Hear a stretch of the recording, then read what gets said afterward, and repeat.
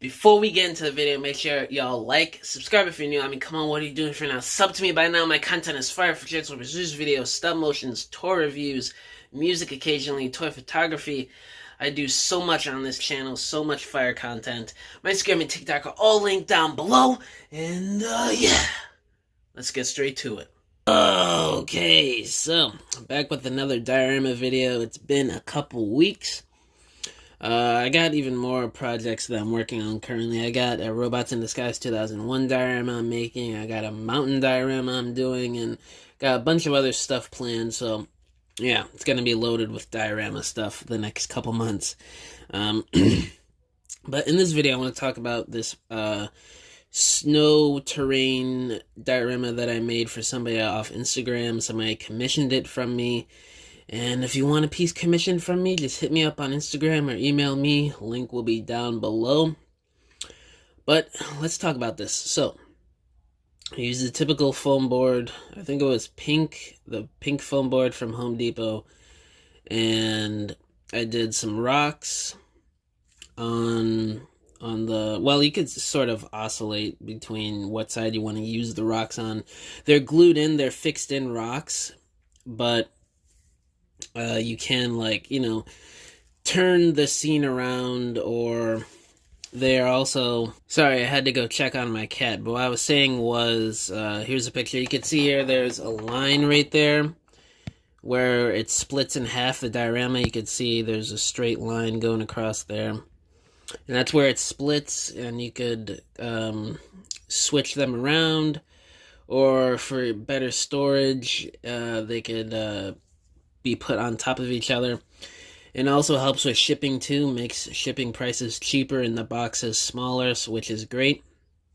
And for the snow, I used, it's on Amazon, it's called Snowtex. It's this material, it's sort of like paint, but it's got all those little specks of stuff in there that you can see right here to make it look like snow, and it's not just paint.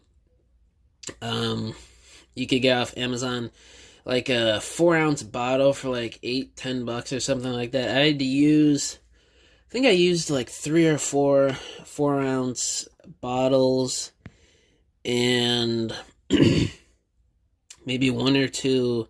No, I got 1 2-ounce bottle, I think, to add some extra details. So yeah, took a couple bottles, but great details. What I did first was, before I did the snow, I obviously sculpted the rocks in the edges of the foam board to make it look like actual rock.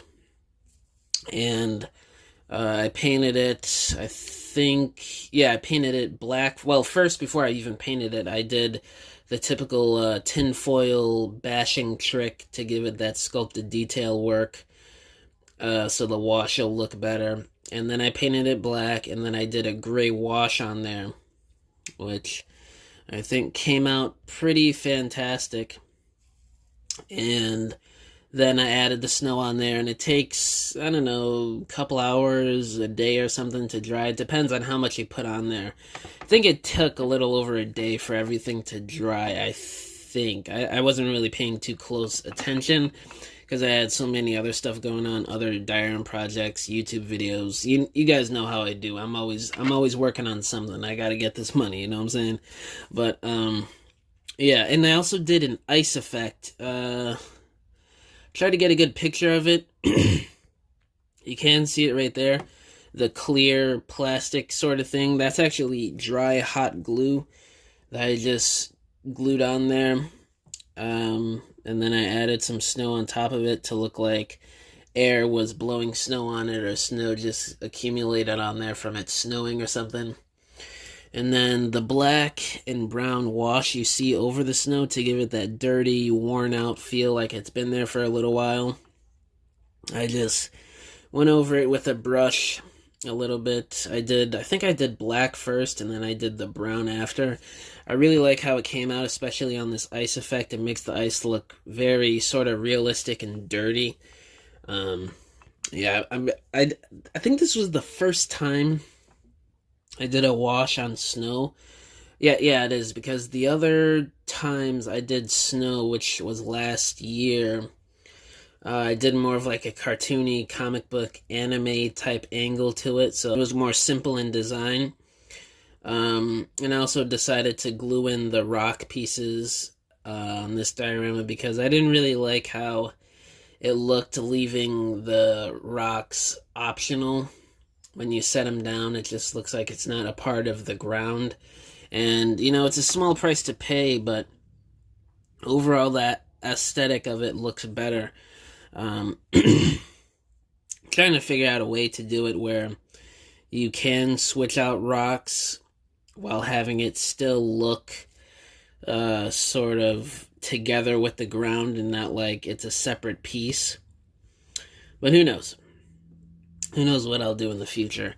And then I'll throw up some teasers here for y'all. I'm going to be posting these on Instagram this week, and next week probably I'm going to be spacing things out. I don't want to flood the Instagram feed with the same type of pictures, but here's one with Airraiser and Tigatron. And there's going to be a bunch. I'm just going to brush through these. And then there's a stop motion I did with Crosswise. Oops, Spark Eater Picks 2. Guess you guys will get a little teaser here too. For those of you that know, that's my next stop motion short film coming up.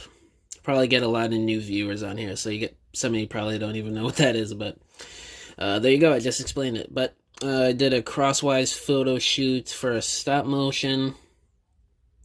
For those of you that know what episode this is from Transformers Cybertron, you are a mega Transformers fan, and congratulations to you. But yeah, I sold this diorama for $130 plus shipping. That is USD. I'm in America. And shipping was, this diorama was about, I think it was 19 by 19 or 18 by 18, something like that. So the shipping was $30-something. It was almost $40 to ship this. And the guy covered the shipping too, which was great. And yeah, sort of simple, but sort of a simple diorama. It was 19 by 19, so not too big, not too small. You can definitely see here when I put some characters here for examples. You can definitely see there's some nice depth there. I tried to make it that way, you know, rocks in the background, rocks up front to give it that sort of layering that you always sort of want in your photography and stop motions or whatever you want to do. But yeah, guys, if you need a diorama for your stop motions, photography, videos, or just to display with your collection, whatever you want to do with them, hit me up on my Instagram or email me. Both will be linked down below. And thank you guys for kicking it with me, and I'll catch you next time. Congratulations, you have made it to the end of this video.